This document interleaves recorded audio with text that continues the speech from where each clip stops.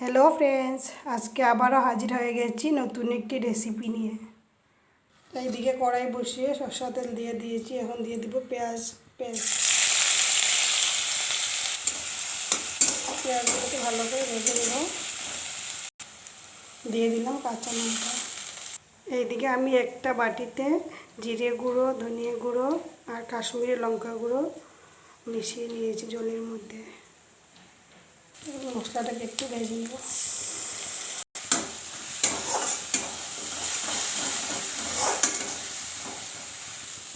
দিয়ে দিব টমেটো।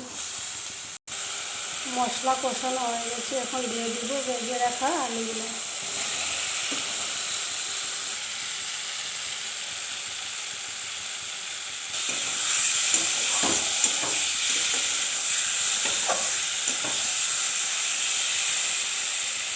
আলুগুলো সিদ্ধ হয়ে গেছে, এখন ঝোল দিয়ে দেব।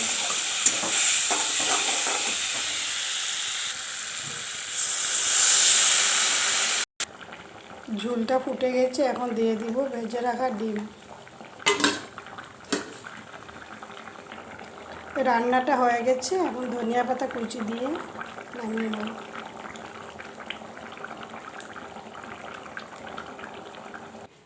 রেডি হয়ে গেল ডিম রসা।